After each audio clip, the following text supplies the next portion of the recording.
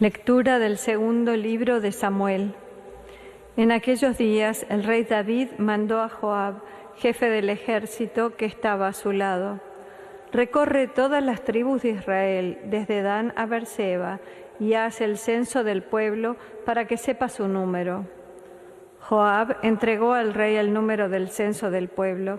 Israel contaba con 800.000 guerreros que podían empuñar la espada, y Judá con 500.000 hombres. Pero después David sintió remordimiento por haber hecho el censo del pueblo y dijo al Señor: he pecado gravemente por lo que he hecho. Ahora, Señor, perdona la falta de tu siervo, que ha obrado tan neciamente. Al levantarse David por la mañana, el profeta Gad, vidente de David, recibió esta palabra del Señor: Ve y di a David, así dice el Señor: 3 cosas te propongo, elige una de ellas y la realizaré. Gad fue a ver a David y le notificó: ¿prefieres que vengan 7 años de hambre en tu país o que tengas que huir durante 3 meses ante tus enemigos, los cuales te perseguirán, o que haya 3 días de peste en tu país? Ahora reflexiona y decide qué he de responder al que me ha enviado.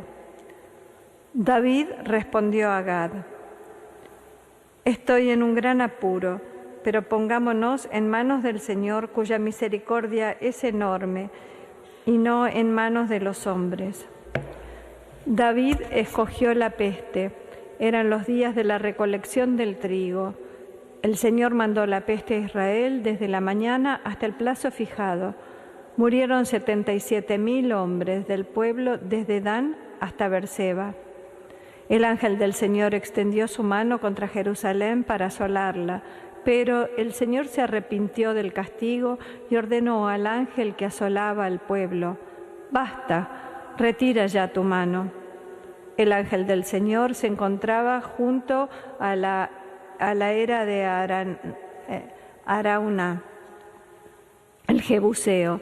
Al ver el ángel golpeando al pueblo, David suplicó al Señor: yo soy el que ha pecado y el que ha obrado mal, pero ellos, las ovejas, ¿qué han hecho? Por favor, carga tu mano contra mí y contra la casa de mi padre. Palabra de Dios. Te alabamos, Señor. Perdona, Señor, mi culpa y mi pecado. Perdona, Señor, mi culpa y mi pecado. Dichoso el que está absuelto de su culpa, a quien le han sepultado su pecado. Dichoso el hombre a quien el Señor no le apunta el delito y en cuyo espíritu no hay engaño. Perdona, Señor, mi culpa y mi pecado. Había pecado, lo reconocí. No te encubrí mi delito, propuse: confesaré al Señor mi culpa, y tú perdonaste mi culpa y mi pecado. Perdona, Señor, mi culpa y mi pecado. Por eso, que todo fiel te suplique en el momento de la desgracia. La crecida de las aguas caudalosas no lo alcanzará. Perdona, Señor, mi culpa y mi pecado. Tú eres mi refugio, me libras del peligro, me rodeas de cantos de liberación. Perdona, Señor, mi culpa y mi pecado. De pie. Aleluya. Aleluya.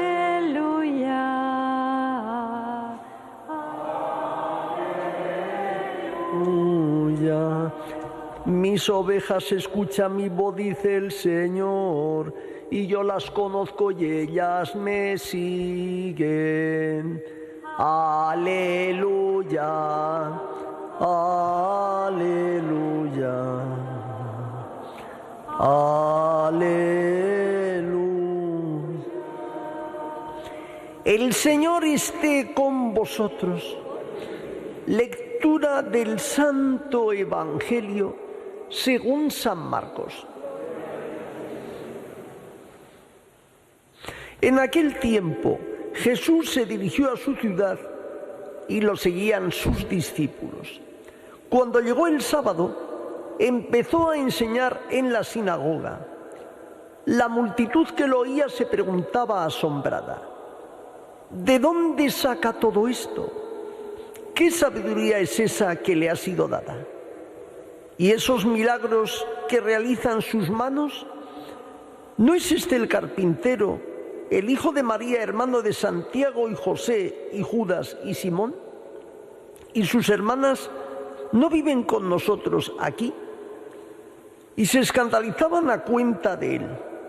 Les decía: no desprecian a un profeta más que en su tierra, entre sus parientes y en su casa. No pudo hacer allí ningún milagro, solo curó a algunos enfermos imponiéndoles las manos, y se admiraba de su falta de fe, y recorría los pueblos de alrededor enseñando. Palabra del Señor. Nos sentamos un instante. ¿Cómo nos gusta mucho usar este refrán, verdad? Nadie es profeta en su tierra, pero es que al Señor le pasa. Siempre cuando ves la película de la Pasión, cuando el Señor es clavado en la cruz, surgen esos que llamamos saltos en el tiempo. Y el Señor les dice a sus discípulos: si el mundo os odia, sabed que a mí me ha odiado primero. Mira, en la vida el Señor tiene que pasar por el desprecio también. ¿Sabes qué es Dios? Es un espejo para que tú y yo nos veamos reflejados. Para que nos veamos, y dice el Señor: ¿has tenido enfermedades? Yo también tengo sufrimientos. ¿Tienes problemas? Yo también. ¿Tienes pecado? Yo no, pero cargo con tus pecados en la cruz. De esa manera voy renovando, pero predico con el ejemplo. ¿Verdad que decimos siempre que Fray Ejemplo es el mejor predicador? Siempre. Bueno, pues el Señor hoy con su ejemplo nos muestra lo que es el desprecio. Te desprecian a ti y a mí, piensa en el Señor, que ha sido despreciado antes que tú y que yo. Mira, recuerdo de alguien, un misionero, que estaba en las zonas de Irak, sufriendo todo lo que es asaltos, bombardeos y demás, y les preguntaba a la población allí que sufría: oye, ¿y vosotros os preguntáis alguna vez qué hace Dios? Dice: no, nosotros sabemos que Dios está pasándolo con nosotros mal, incluso antes que nosotros ya Él ha sufrido. Los que pensáis de esa otra manera que hace Dios sois los del primer mundo, que estáis tan enriquecidos que pensáis de otra manera, pero Dios, cuando sufrimos, estaba ya sufriendo antes aquí. Hoy te tienes que mirar en el espejo de Dios. Como dice San Pablo cuando habla del himno de la caridad, ahora vemos en un espejo, luego veremos cara a cara, pero Dios es un gran espejo, donde te vas a ver y donde te tendrías que ver siempre reflejado, porque te ha creado a su imagen y semejanza. Y te ha elevado a la categoría de hijo, no contento con haberte hecho una criatura digna.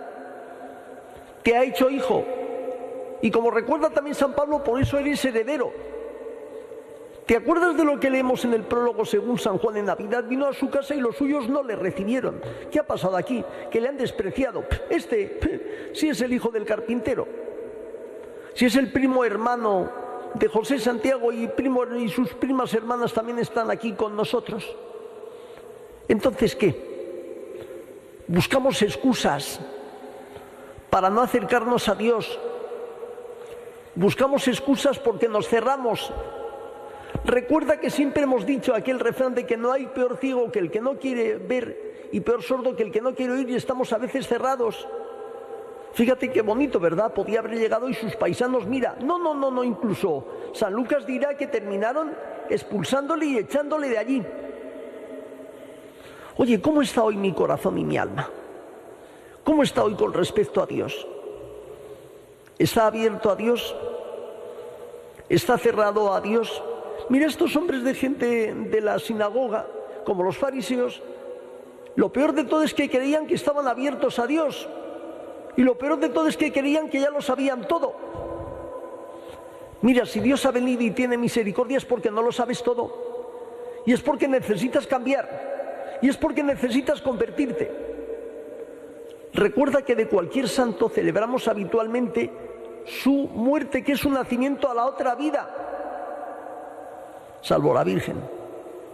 Pero de los demás, cuando celebramos es el día que muere porque es el dies natalis, el día que nace a la otra vida, porque en vida pudo pecar y fue pecador de hecho, y lo más maravilloso es que a pesar de sus pecados se puso en las manos de Dios para decir: Señor, te necesito. Esta gente de Cafarnaún no le necesitan ni de Nazaret. ¡Buf! ¿Pero qué me viene a decir este a mí? Mira, tú y yo a veces, cuando venimos aquí, puede ocurrir que no le digamos eso a Dios, pero ¿sabes qué pasa? Puede ocurrir que en lugar de acoger a Dios nos sentemos, participemos de la misa, comulguemos, sacramental o espiritualmente nos vayamos y volvamos igual que he venido porque no he escuchado nada. Porque he pensado que ya lo sé todo, que ya tengo la lección aprendida. Y Dios te dice que la lección no la tienes aprendida, que tienes que aprenderla poco a poco cada día. Porque nadie es perfecto y porque, como dicen los místicos, tenemos que caminar cada día en ese camino de perfección, valga la redundancia. Y tenemos que seguir perfeccionándonos hasta que al final nos unamos con Dios. Al final. Pero mientras tanto tenemos que pedirle ayuda para que nos ayude a cambiar. Porque no somos perfectos. Porque somos pecadores. Porque somos imperfectos. Recuerdo aquel relato de aquel hombre, ¿verdad?, que siempre le pedía a Dios: necesito que me ayudes a cambiar el mundo.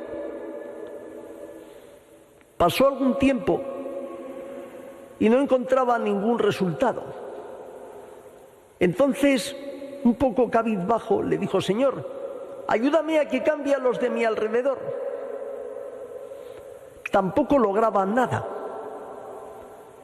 Al final, después de mucho tiempo, con bastante humildad, le dijo al Señor, casi como el publicano cuando le decía al Señor: ten piedad de mí que soy un pobre pecador en la parábola, ¿verdad? Le dijo: Señor, con la cabeza casi gacha, ayúdame a cambiar yo. Una vez que yo vaya cambiando, tal vez pueda cambiar a los de mi alrededor y tal vez pueda cambiar a los del mundo. Así tenemos que estar tú y yo. Cuando vengas ante Dios, sé sencillo y sé humilde, porque Dios es humilde. Y Dios se puso a lavar los pies a Judas, se puso bajo la higuera a decirle a Zaqueo: te necesito y quiero alojarme en tu casa. Ponte a los pies del Señor con humildad, para que humilde con humilde nos entendamos. El Señor te ha puesto perfectamente la carta, la puso el domingo. ¿Cuál era la carta? Bienaventurados los pobres en el espíritu, los que sufren, los limpios, los que lloran, pero desde el corazón, porque así será grande la recompensa en el cielo. Qué diferencia, ¿verdad? Anteayer, que eran las candelas, la presentación del Señor, se encuentra niño con el pueblo y Simeón le acoge y Ana le acoge. Sin embargo, hoy el pueblo le desprecia. Pero son las cosas de la vida. Dios da las gracias a todos, pero unos le acogen y otros no. Tú y yo, ¿de quién somos? Vamos ya a continuar con la celebración pidiéndole al Señor, por intercesión de la Sagrada Familia, que sigamos adelante en este tiempo ordinario, que le escuchemos al Señor, que le acojamos cada día, y si nos cuesta o tenemos dificultades, pídele al Señor que te dé siempre su gracia para que le acojas, para que te unas, para que entiendas que no tienes todo aprendido y que necesitas cada día su amor y la intercesión de la Sagrada Familia para decirle: Señor, ayúdame a que cambie yo, y después podré ayudar un poquitín a confirmar a los demás en la fe con mi testimonio sencillo y humilde.